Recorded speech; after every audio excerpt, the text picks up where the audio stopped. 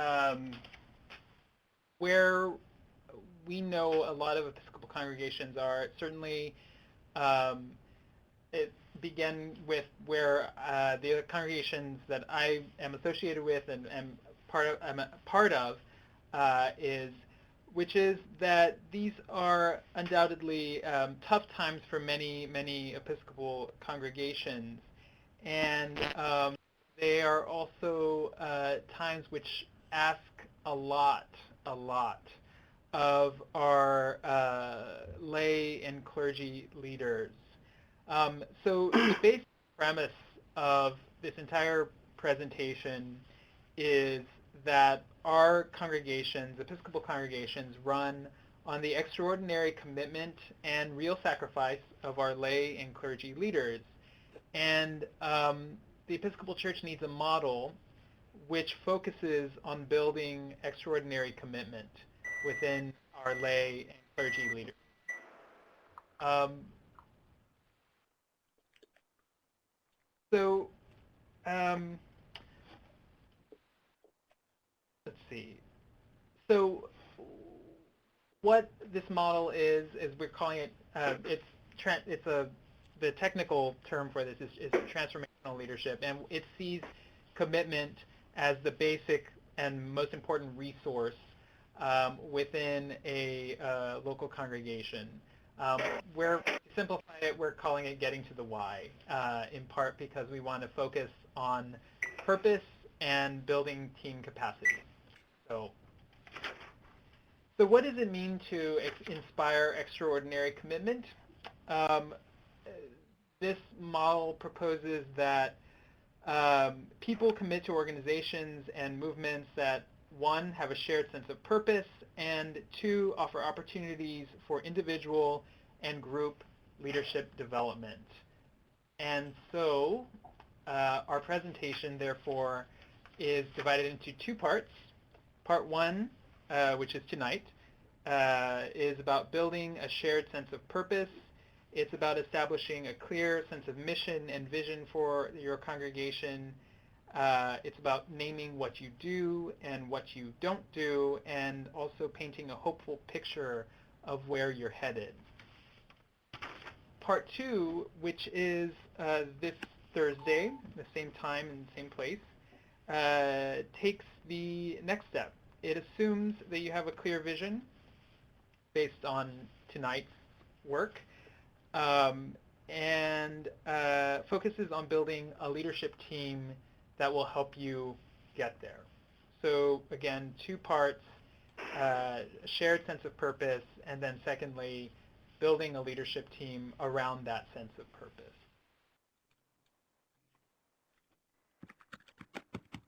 So with all that said, let's just jump right into the topic of tonight's presentation. We will be talking about two things, a shared sense of mission and a shared vision. We'll talk about what those words mean, how they differ from one another, the importance of vision in leading change, and lastly, why many leading change experts say that we should be over-communicating our vision. And I see Sean McConnell's question, will this be available after this web conference? The answer is yes. Both the recording as well as the slides will be available and will be emailed to everyone who signed up for this web conference. So, starting to talk about developing a shared mission. Right now, in the Episcopal Church, at least, there's a lot of different ways in which people are using the word mission, and there are many different practices around developing mission statements. The wider church right now is talking about the 5 marks of mission. I'm sure that many of you who are participating in tonight's web conference have sat through lengthy process statements. Um, Sometimes people will use the term mission to only refer to things like outreach ministries. That's also a common practice. So because of the many, many different ways in which people use the term mission, I want to be very, very clear from the outset about how ECF is using the term and where that is coming from. Um, ECF's usage of the term is rooted primarily in organizational development, um, and uh, and generally speaking, in that world, the term mission simply describes what it is that an organization does. Obviously, for Episcopal churches, it's very appropriate to talk about what God is calling us to do. Um, but at the end of the day, a core idea remains the same. Congregation's mission is about what it does. Uh, I'm gonna mute folks just so that we have some and sorry.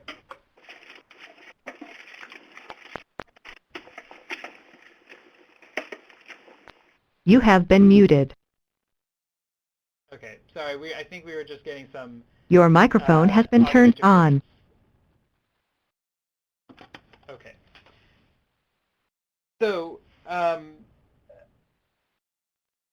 the core idea remains the same. At the end of the day, a congregation's mission describes what it does in very, very basic terms. In this slide, I give two examples, and this is a fictional church, and we'll be following the fictional church as we go along throughout this presentation. St. Mary's Episcopal Church's mission is to gather regularly to worship Christ, form disciples, and serve the poor. Um, According to Peter Drucker, who is a nonprofit management expert, um, a mission statement like this needs to be simple, operational, and it's descriptive of what it does. The Episcopal Church Foundation is not a fictional organization, and our mission is also highlighted there. It strengthens the leadership and financial capabilities of congregations, dioceses, and other institutions. So at the end of the day, mission describes what it is that you do. Now, having offered two examples of mission statements, I also want to say that what's probably more important than having a mission statement is having mission conversations. Um, the point of developing a shared mission isn't to have a beautifully worded mission statement that sits on the shelf for 12 years. The point is to have ongoing conversations with your leadership team around what it is that your congregation does day in and day out, and what it is that God is calling you to do. Um, Certainly, gathering together during an annual retreat to write a mission statement is a fine way of framing this conversation, but many, many leadership teams will have these conversations as a regular part of their vestry meetings, in Bible studies, and during regular smaller events and retreats. So instead of a statement, some congregations will simply work toward a short list of what they do. It's not perfect, it's not exactly worded, but it offers a simple description of what a place does on a day-to-day basis. So again, thinking of a congregation named St. Mary's, instead of a finely wrought mission statement, they might come up with a list of priorities or bullet points that again focus on what it is they do on a day-to-day basis. They gather each week for worship, they form faithful disciples, they serve the poor, they are stewards of their resources, and they welcome everyone.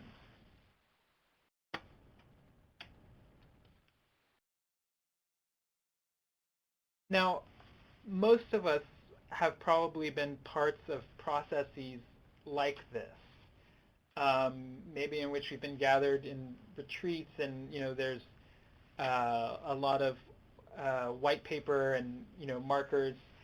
Um, it, it's not a complicated process, and it certainly can be done well, but it also can be done not quite as well. So we wanted to offer some tips and insights about how to develop a shared sense of mission. Going to this idea of a shared sense of mission, going to the root word shared, the congregation's mission statement needs to come from more than just one or two people. I know that sounds obvious, but very often we will work with congregations in which really the mission statement reflects the voice of one person or two persons in the congregation. And it really, really needs to reflect that of the vestry and the broader stakeholders of the congregation. So in order for it to be shared, you need to bring in your stakeholders. And who are our stakeholders? A basic list of stakeholders, and I'm basing this on the work of Interaction Associates, includes 4 categories. Those who have decision-making power,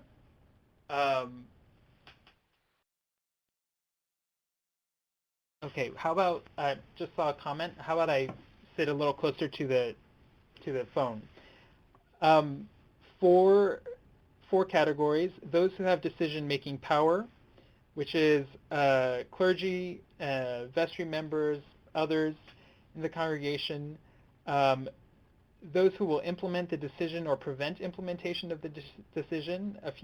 Certainly a few of your longtime volunteers, staff, those who are actively actually doing the mission. You really want to bring them into the process.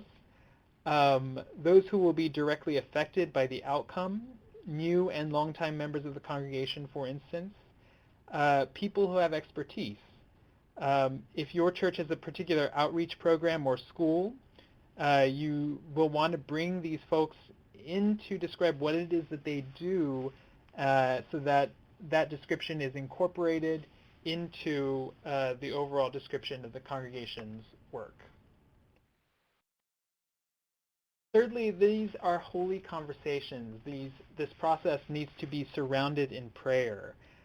They are opportunities to bring a representation of the whole community together, to get on the same page around what it is that the community does. And we need to treat these gatherings with reverence. But then, on the other hand, we also shouldn't pretend that what's produced is written in stone. Again, this is an ongoing conversation that needs to be had regularly, and it's a way of describing what it is that the congregation does and actively listening for what it is that God is calling the congregation to do today.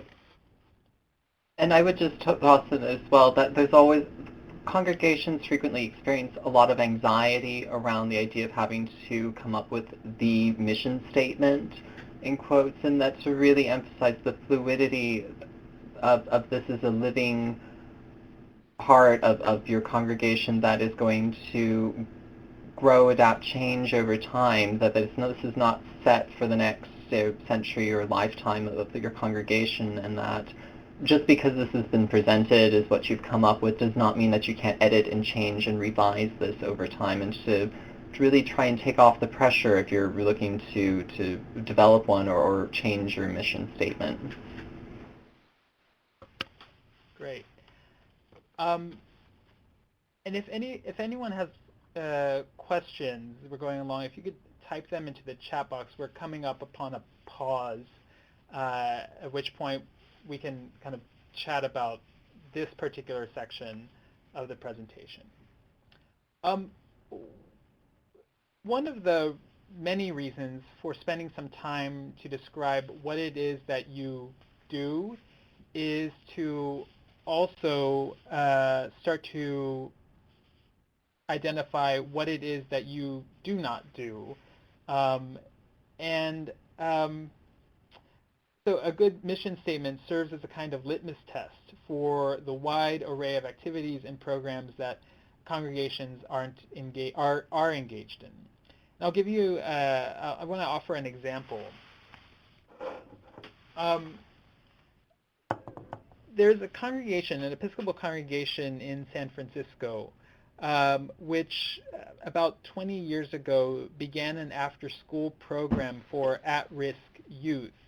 They saw it as part of their mission to serve the at-risk youth in their neighborhood. But over the course of 20 years, the neighborhood changed significantly and and this after-school program essentially became a very inexpensive daycare program for largely middle-class to wealthy kids. Now, certainly, I don't think anyone can say that that's an unimportant ministry. But in the end, the congregation decided to end this program because it was no longer serving the church's mission, and they therefore directed the funds to doing outreach ministry again with at-risk kids. This was a very, very difficult decision that the congregation had to make, but clarity around the why, around what it is that they're supposed to be engaged in, helped them to, use their resources in a different way. So we've included 2 questions, which hopefully will spur on some conversations. Both questions are essentially the same, though the second really focuses on scale. It suggests that there may be programs or initiatives which do not fulfill your mission strongly enough in light of the amount of resources being poured into it, and that there may be other more efficient programs or plans that fulfill the mission in a way that is more sustainable. So these are 2 different ways of thinking about essentially the same issue. What is it that you do, and ultimately what is it that you don't do? So just as an example of how one congregation worked this focus on mission into the everyday running of the congregation, I want to point out St. Matthew's Episcopal Church in St. Paul, Minnesota, which really re-envisioned the way in which it holds its vestry meetings. Like many vestries in the Episcopal Church previously, it was really understood as primarily a business meeting, which went into great detail about everything from, major initiatives, the theme of the stewardship campaign to, the color of the carpet in a new daycare area space. But over the course of a few years, the vestry decided to change its focus and began really spending a lot of time at the beginning, even up to 30 minutes, in intentional Bible study, asking with larger strategic sort of questions, including what is it that God is calling this vestry and wider congregation to do. In order so that the vestry could remain focused on these larger strategic questions, the vestry chose to create a subcommittee which focused more on the operational questions, and therefore freed itself up to be much more strategic in its vision and mission focus. So that's one way, again, in which a vestry in the Episcopal Church focused its energies around identifying mission and what God is calling the congregation to do in a very practical sort of way. Okay, so with that, wondering if anyone has questions that you'd like to ask either me or the wider group about developing a mission for your congregation, knowing that mission kind of really is more of a description of what it is that you do. And if not, we'll just move on to the next section.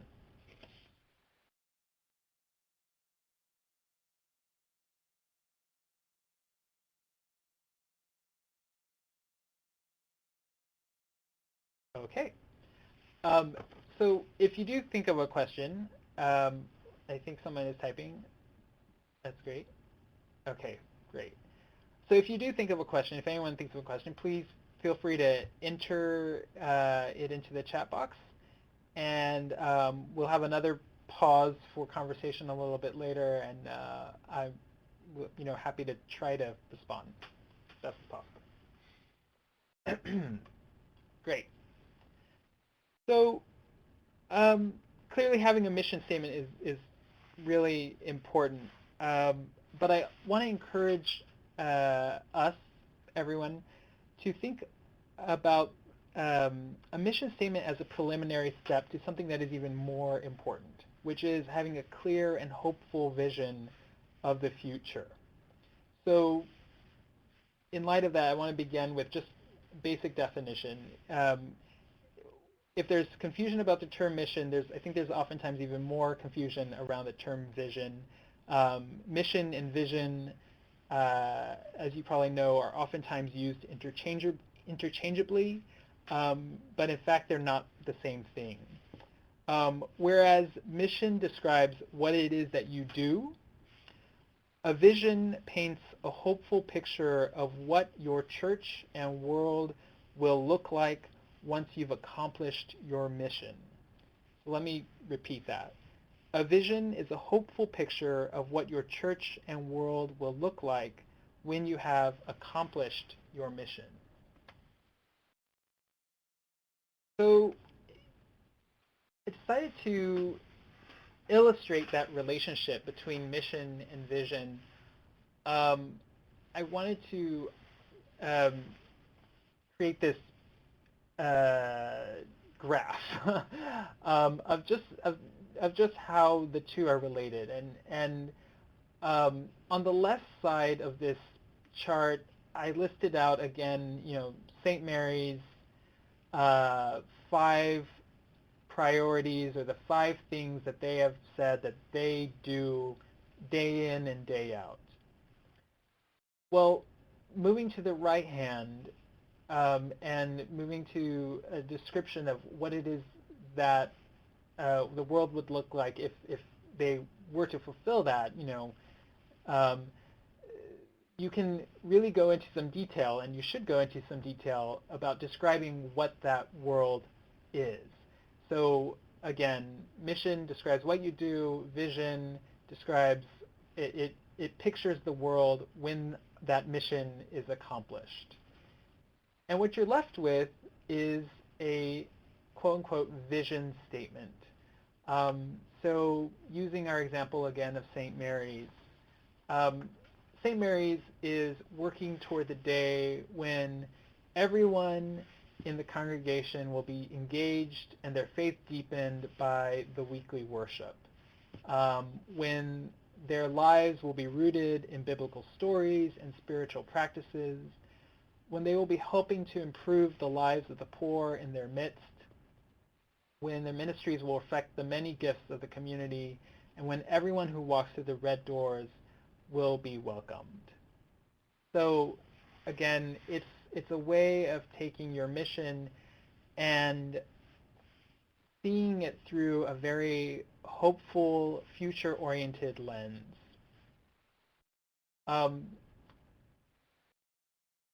And it can be done well, it can become complex, but why go through all the hassle to develop this sort of vision statement? And why are vision statements like this so important to the life of communities? One change expert, John Cotter, who wrote a very, very wonderful, short, non-jargony book about leading change, really identifies vision statements as absolutely fundamental to orienting people toward a different sort of future. In this quote, he says that visions play a key role in producing useful change by helping to direct, align, and inspire actions on the part of large numbers of people. In contrast, you know, there's another book by Jerry Kuchar called Remember the Future, and one of the things that he posits at the very beginning is that there are a lot of Episcopal congregations which have actually forgotten that they have a future, or whose picture of the future is so wrapped up in a golden age of the past that they effectively don't actually have one. And the results, Jerry Kuchar's book is actually largely about church finances, but the financial results of forgetting the future oftentimes manifests itself in, overdrawing endowments to plug budget deficits, or selling of property to spend on current needs. So there's lots and lots of different ways of forgetting actually that a congregation has a future. And so establishing a hopeful, future-oriented statement is absolutely fundamental for the life and health of one's congregation.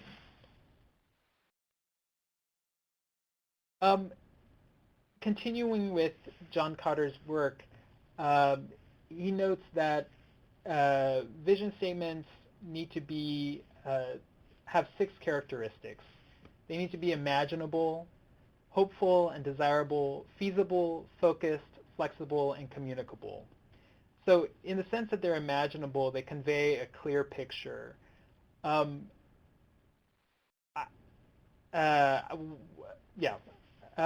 terms of being hopeful and desirable, one of the questions is, does it essentially get the juices flowing of the congregation? My one critique of, I think, this sort of vision statement is that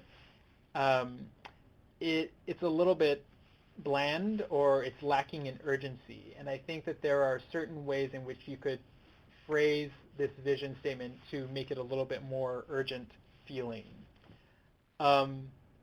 Is it feasible? Does it describe realistic, attainable goals? Certainly some of these are stretch goals, but they're not impossible stretch goals. And I think that that's learning to identify, or knowing how to identify what is a stretch goal, but one that can be attained is really important. Is it focused? Will it ultimately help with decision making? Is it flexible? Will it invite people to try to bring this vision about in their own way? I want to point out, bullet point 3, we will be helping to improve the lives of the poor in our midst. What I like about that statement, and what I think makes it flexible, is that it doesn't necessarily describe how you're going to do that. It might be with the soup kitchen over the course of the next 3 years, and then later with a vibrant, more proactive homeless ministry, or with a diaper bank. It simply says, we will be helping to improve the lives of the poor in our midst. And so it allows people a lot of room to approach that with their own creativity and passions. And 5th point is it communicable? If you look, the very last kind of mission statement point is, everyone who walks through our red doors will be welcomed. I don't know if your congregation has red doors. I'm actually a member of a congregation that does have red doors. And there's something really, really powerful and direct and communicable about saying, everyone who walks physically through these red doors will feel welcomed and will be invited into community. You can see how that can easily be worked into sermons, or to a campaign, or into an initiative. In terms of communicating one's vision, images and metaphors are very, very helpful in describing this future vision. Um, saying that in a different way, the the need to over communicate the vision is very important. Many people, when it's arrived at, many people will presume that it's immediately known more widely within the congregation, or will engage in an effort that only lasts for a little while or uses just a few platforms. One of the things that leaders, lay and clergy leaders, need to be able to do to lead a significant change effort is to have a sustained and persistent focus on communicating the vision over a long period of time. And various recommendations for doing so is to eliminate jargon to the extent that's possible, make it as immediately understandable as possible to insiders and outsiders of your community. Use metaphors and images to describe your vision. I described, talking about, everyone who walks through the red doors will be welcome. Use all the platforms that are at your disposal. Have no fear about repeating. And then the last one is to publicly address inconsistencies. And this is really important. What happens when, say, a homeless person walks through those red doors and is not in fact welcomed? What happens when some of the, a vestry member does not seem to really be taking seriously their responsibility to show up at worship regularly and thus have a spiritual practice, which is another part of the vision? How are those inconsistencies addressed? How might those be opportunities to have deeper conversations about the value of this vision statement, whether or not it is feasible, but also to make some corrections very important corrections within the community, saying ultimately that this statement has validity.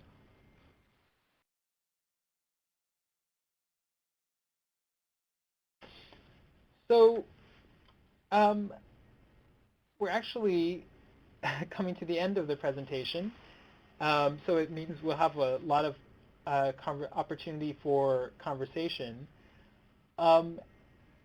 And one of the things that we wanted to do was just leave you with some conversation starters on mission and vision that ideally you'd be able to use in your congregation. Again, focusing at mission is about naming what you do, and vision is about picturing a hopeful future. Earlier, Sean requested copies of these slides. All this slide, as well as a recording of the webinar, will be sent to everyone who signed up. So you will be able to have these questions, ideally to lead these conversations with your various leadership team. Okay, great. So with that in mind, why don't we bring it back to the discussion mode, and I invite everyone who knows how to turn on their webcam to go ahead and do so. And we can start to have a conversation about how to bring some of this into, well, not real life. This is also real life, but into your specific context, or whether or not this.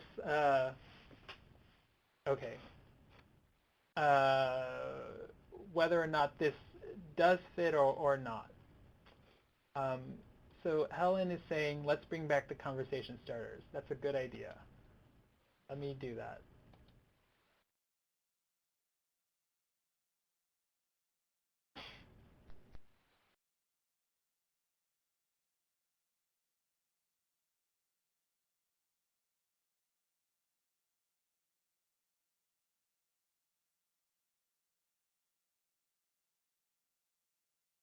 adjust this real quick.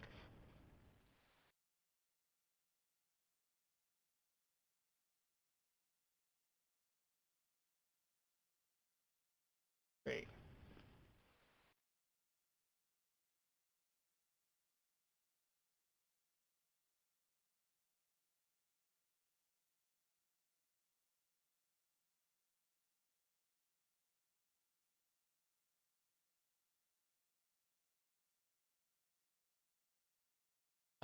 Let me see. I'm gonna unmute folks to see if maybe we can have a voice conversation as well.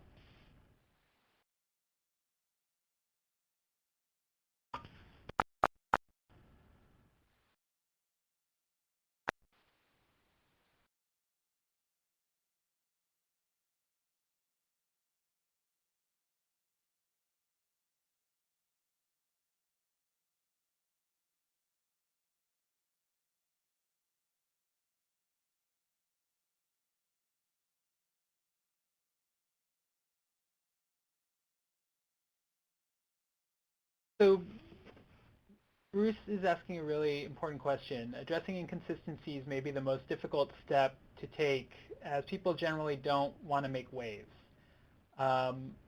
or they are satisfied with the status quo. How should leadership turn up the heat without alienating the congregation? Well,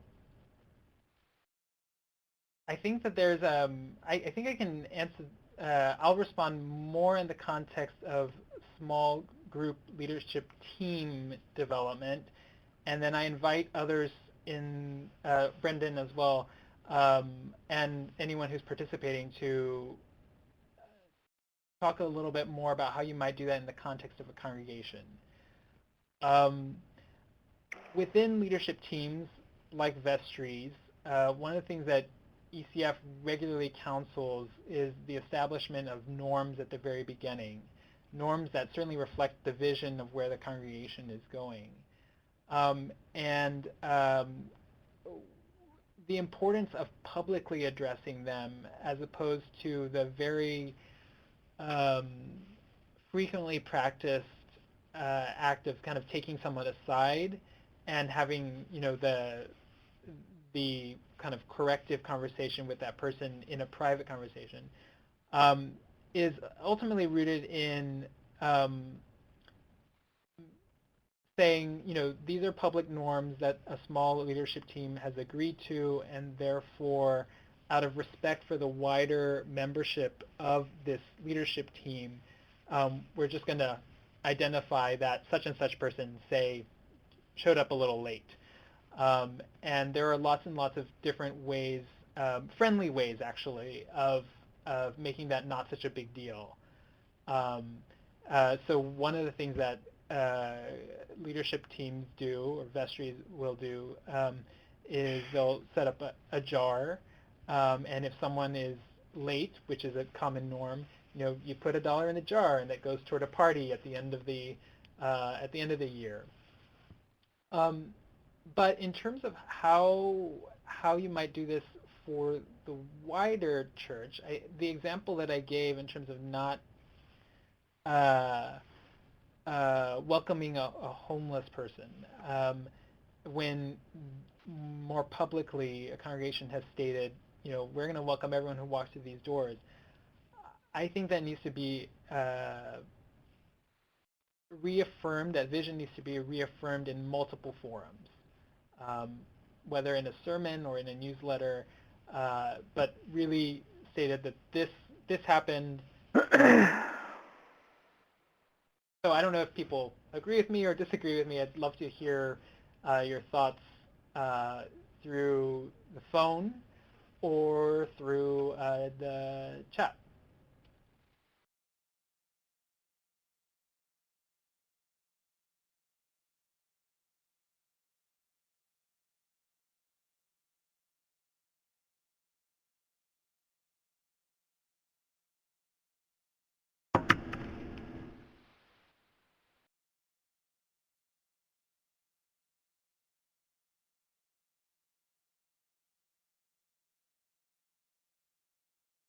So Tracy's one of the things that Tracy asks is about how do I engage members of the congregation who don't usually get involved outside of Sunday morning. And while it's probably impossible to say that, you're going to create a vision that will involve every single one of those people, one of the things that we'll be talking about on Thursday is about using a vision statement to identify and recruit new leaders, proactively identify and recruit who will be excited about this mission and vision statement. And that's not going to be, everyone, but there will be people who are not currently within your leadership circle at the congregation who will be excited about some aspect of the vision statement that St. Mary's, in this case, or your congregation is promulgating. And part of what that means is simply having coffee with that person and exploring interests and where there are elements or where there are passions that overlap with the future vision of the congregation, and learning to ask for commitments. So in this model, a lot of the energy and impetus is put on you, quite frankly, on us as lay and clergy leaders who are actively involved in congregation.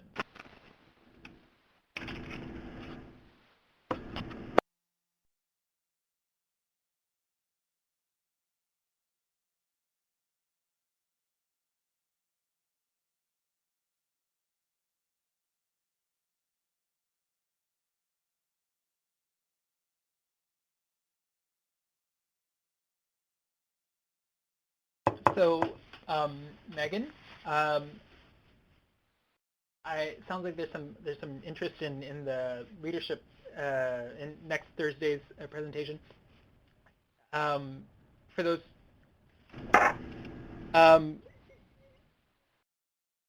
I do have some thoughts on how to have feedback, give feedback to people, our fellow teammates, fellow leaders,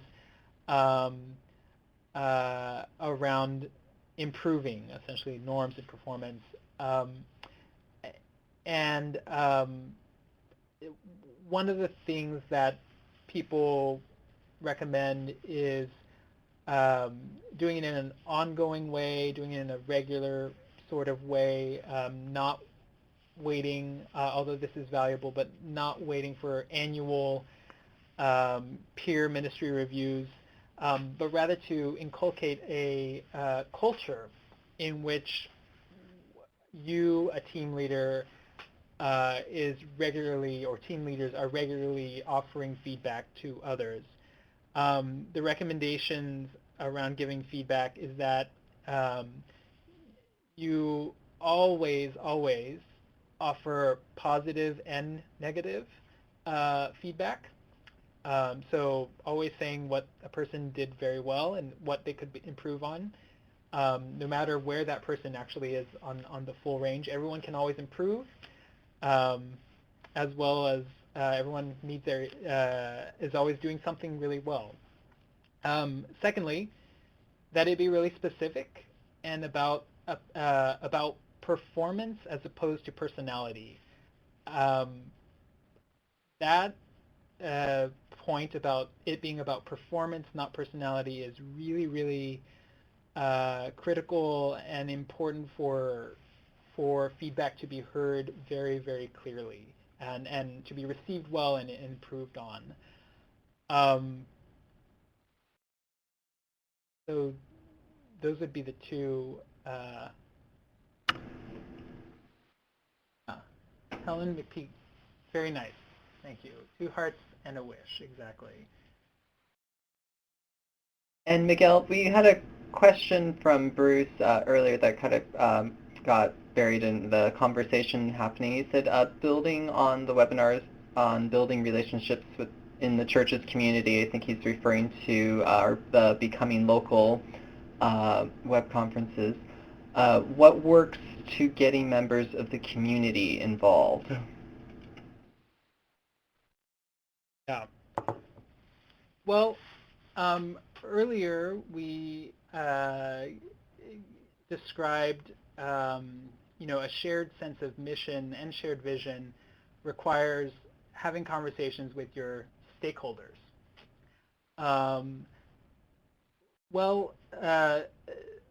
One of the things that Will Scott, who led those presentations on Becoming Local, I think one of the things that the very good points that he makes is that the stakeholders of your congregation go well outside the boundaries of your congregation, and in fact involve your physical neighbors, neighborhood alliances, and others. And inviting them into a process and conversation around the mission and vision of your church can be a very, very fruitful process. So using the congregation that he was involved with, which is St. Cyprian's, St. Cyprian's Church in San Francisco. They had a 3 bodies, some with 3 essentially leadership councils. One is the vestry, and certainly that upheld the canonical responsibilities of the congregation, but they also had a neighborhood council, which included some members of the vestry as well as people who were not Episcopalian, but people who were actively engaged in using St. Cyprian, the physical space of St. Cyprian's as their site for their nonprofit, as well as just community representatives. And then a third body which focused on the kitchen space. Church kitchens oftentimes being a really wonderful entry point for broader neighborhood engagement. And one of the things that he described was that in no sort of formal way, but so very much in an informal way, these 3 councils, which included members of the community, which very deliberately included members of the community, the wider community, were moving toward a sense of mission and vision of St. Cyprian's as a neighborhood church that would serve the wider neighborhood. So that's one pretty, I think, concrete way in which people can be engaged in that process.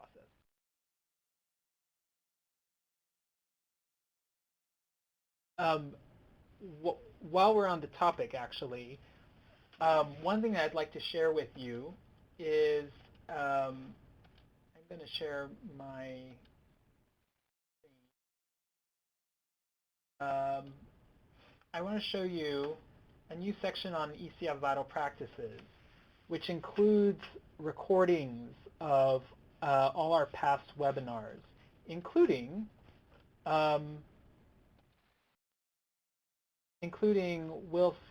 this very topic. These are recordings of part 1 of Becoming Local on Every Side and part 2 of Becoming Local Wide Open Spaces. So if you're interested in learning more about how to engage folks within the wider community, these are 2, I think, excellent resources for doing just that.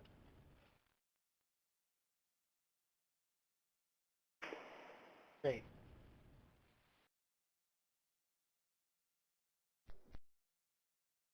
So Sean, yes, thank you, Sean.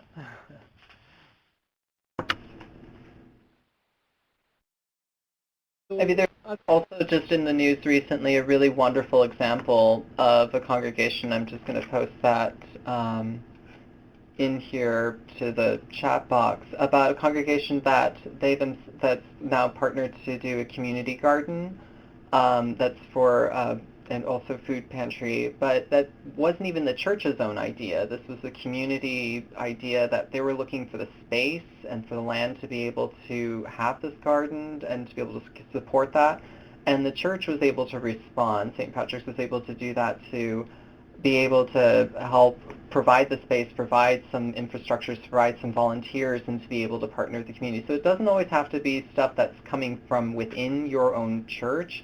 Sometimes it's just being able to look outside your walls and seeing where people really do need the help, and the resources that you have that you can provide for others. And since we have a little bit of time actually for this conversation, which is very nice, I'm wondering how your congregations lead, have regular conversations around the mission and vision of your congregation. I mean, is it in a sort of annual retreat with the, let's write out a mission statement sort of approach, or is it a more regular approach? And if it's more regular, I'd love to hear about how that's incorporated into kind of the everyday running of meetings.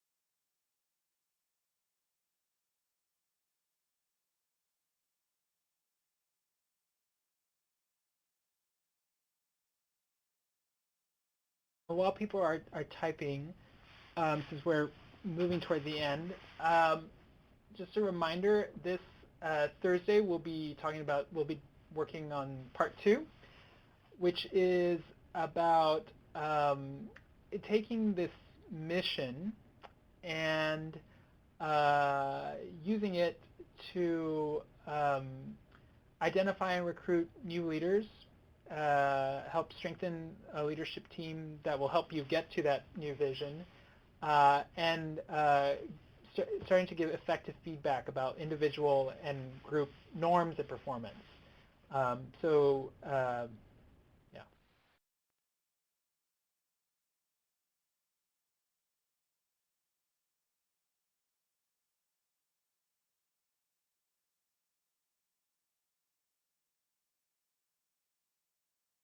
Wonderful.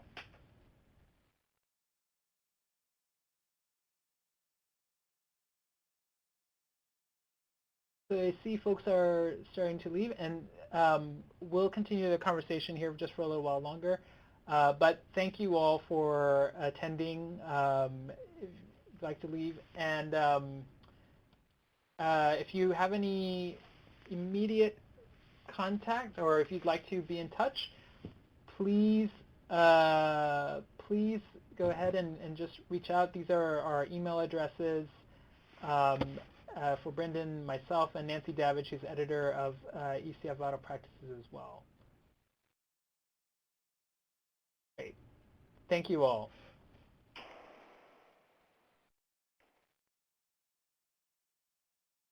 Wonderful. Great.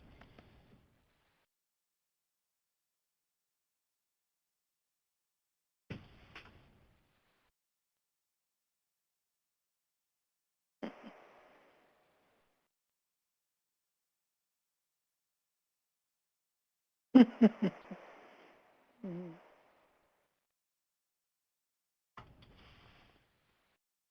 see you on Thursday, everyone. Thank you. Bye-bye. Bye.